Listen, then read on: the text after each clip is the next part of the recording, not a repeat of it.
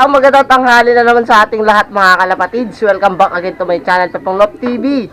Wala ibang bisyo, kalapati lang.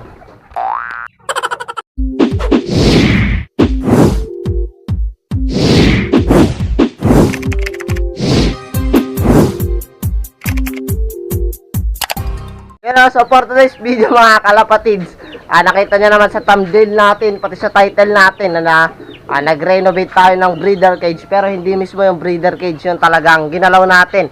Inasug lang natin yung isang breeder cage pa ganon, and then sinalpakan natin nung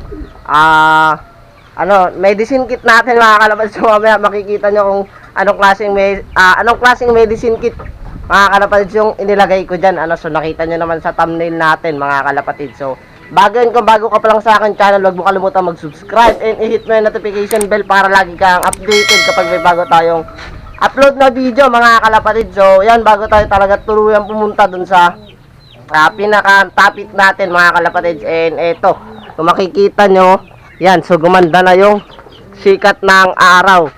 Yan, no, mainit na ngayon mga kalapatids. Yan, kung nakikita nyo naman, malinis na yung ating kalangitan. Yan, buti na lang maganda na yung sikat ng panahon. And then, open loop na tayo dito sa mga kalapati natin. And then, si Alwina. Tapos, ito yung white pride natin na kapatid sa ina ni Batman. Ang kaso, mga kalapatids, yung problema is pumitik yung isa natin, yung Ariel Tumibay natin, yung binigay ni Pops RJ. So, pumitik siya kanina mga bandang alas 11 ata, pumitik siya mga kalapatids. And then, hanggang ngayon is wala pa, hindi pa bumabalik.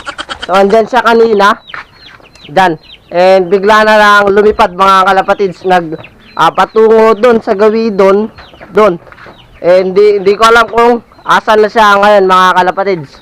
So titignan ko na lang mamaya kung may dagit sila doon sa maraming kalapati doon mga kalapatids. Yan, so nakapag-power lock tayo. Yan, ito hindi na ito pumipitik. And si Alwina yan, pumitik kanina ng tanghali. Alas ngayon lang, kung nakikita nyo, ayun medyo nanginginig pa, hinihingal pa yan. Ayun mga kalapatids, hinihingal pa kasi nga pumitik siya nitong katanghalian tapat. So halos tumagal din siya ng konti sa paglipad mga kalapatids. And then itong isa naman, hindi naman siya pumitik. Yan, so nakapag-power tayo. Kaya nga lang, ang tawag dito, may pumitik na isa, yung Ariel Tumibay natin, yung galing kay Pops RJ mga kalapatids. So, naka-viewing naman yun dito, kasama niya to. Ayan, kung nakikita nyo naman dun sa may video natin na binuwing na natin sila. So, bali 5 days natin silang na-viewing. May traffic. So, hintayin lang natin kung babalik pa o hindi. Ito si Ariel Tumibay natin mga kalapatids. Kapag hindi siya bumalik, edi wala na naman. Baklas na naman tayo ng isang kalapate. Ayan. Wala na mga kalapatids, pumitik yung isa. Hintayin ko na lang. Kung na lang mamaya kung babalik pa siya. Yan. And then kanina nakapaglinis na rin ako ng breeder cage. Yan, kung makikita nyo mga kalapatids, oh my God! Wow! Nilinis ko na, binrush ko yan kanina, and then binasa ko na. Total basa na lang din, gawa ng ulan. Yan, binasa ko na mga kalapatids, and then tsaka ko binrush. Yan, kung makikita nyo naman, napakalinis na. Yan, yung mga ipot-ipot na lang nila yan ngayon.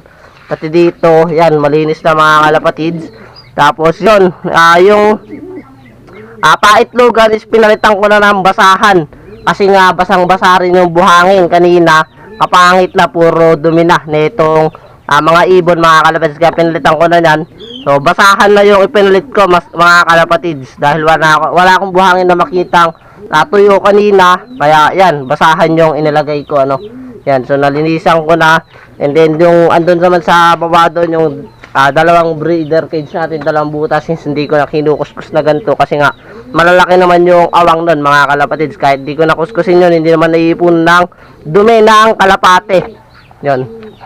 And yun, so dito na tayo sa medicine kit na inilagay natin dito para sa mga ibon natin mga kalapatids. So tara, tignan natin yung medicine kit na inilagay ko. And eto nga, yung ginawa kong medicine kit. So nilagay ko dito sa pagitan nitong dalawang breeder cage. Bali inipit ko siya mga kalapatids. Yan, nang hindi malaglag. Sa ngayon is nakaayos yung mga gamot natin para sa kalapate, yung mga vitamins, probiotics, yung mga pang ano dyan, basta yung mga pang medication, pang kalapate mga kalapatids. So, bali, inasog ko itong isang breeder cage na to, hindi lang ako pa ganun, and then sinalpak ko to, tsaka ako inipit mga kalapatids, yan o. So okay naman, yan o, matibay naman, hindi nagalaw-galaw mga kalapatids. And then kung gusto ko maglagay dito, ayan, sumasabit nga lang, ayan, babaloktutin ko na lang to, ayan, kung makikita nyo mga kalapatids, is okay na no, nasa gitna yung ano natin, mga pang medication para dito sa mga kalapati natin, kasi ito mga to is dito nakalagay sa taas dati, yan.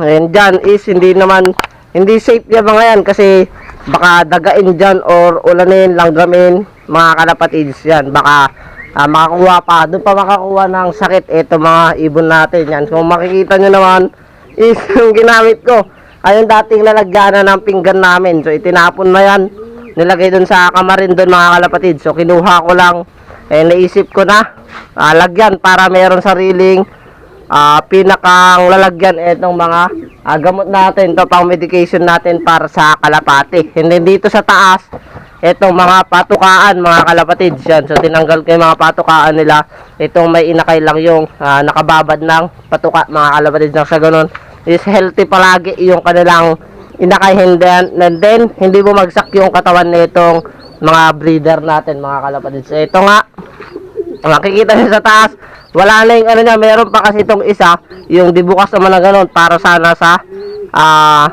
yung para sa baso, basta yung dibukas na ganun mga kalapatids ni. Yun, nawala, nasira na yung mismong ano niya, takip niya, kaya ito na lang mga kalapatids.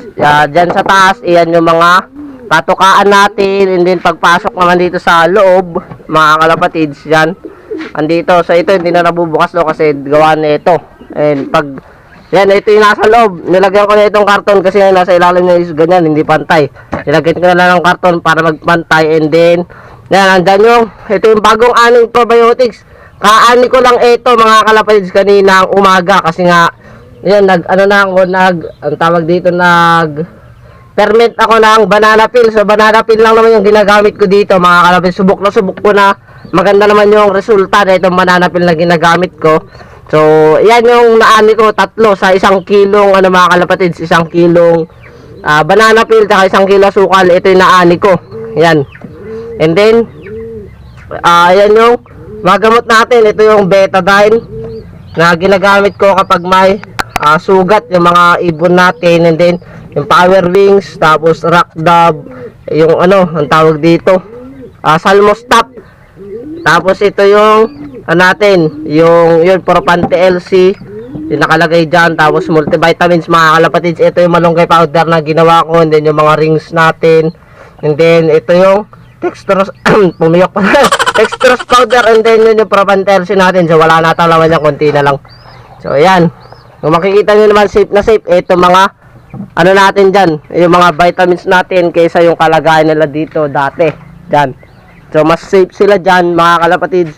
Buti na lang hindi pa tinda sa junk shop itong plastic na to. So nagamit ko pa para dito sa ating medication kit mga kalapatids, safe na itong mga natin, mga gamot natin para sa mga kalapate mga kalapatids. And sa susunod, yung mga malalapit dito, kung gusto niyo mag-avail ng probiotics, mas dadamihan ko yung gawa ko. So kahit 50 na lang isang ganto, kapag yung gustong kumuha sa akin, kapag may pantinda na ako, kahit 50 na lang isang ganto mga kalapatids. So presyong kalapatids na lang yan. So yan mga kalapatids, kitang-kita nyo naman, safe na itong mga vitamins natin dyan. Many minutes later. So yun mga kalapatids, nakita nyo naman yung medicine kit natin. Yan yung ginawa natin, yung homemade na medicine kit natin. Yan, so sa mga meron na lagyan ng pinggan dyan na hindi nyo na kailangan, is pwede nyo magamit.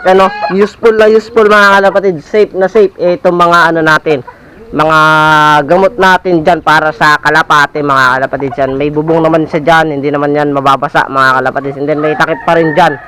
Yan, safe na safe siya dyan sa may mga patapon na kayo mga gamit na ganto or yung kahit mga box dyan na pwedeng pagsilidan na mga medicine nyo. Pwede nyo magamit na ganyan. Useful mga kalapatids. Yan. So, tipid tips, yan. Yung mga walang budget na, na walang pampagawa para talaga sa mga medicine kit mga kalapatids is ito yung mga patapon yung gamit na ganyan. Pwede nyo gamitin. Yun, nakisabay pa yung manok. Yan. So, yan mga kalapatids, hintayin ko na lang ulit siguro itong yung natin, Ariel tumibay kung babalik pa o hindi na. So sa next video na tayo babati kasi may exam pa kami ngayong alauna mga kalapatids. Inihabol ko nga lang itong ang tawag dito, itong vlog natin mga kalapatids. Yan, para nang sa ganun is may ma-upload na tayo mamaya. So next video na tayo babati. Yan, at may exam pa ako. Alas 12:50 na mga kalapatids, alauna ang exam namin. So maraming salamat po sa panonood mga kalapatids. So good luck sa amin sa exam, good luck sa lahat ng tulad ko mag-exam ngayon mga kalapatids. So yan, keep safe, ingat, happy flying po sa lahat. Alright.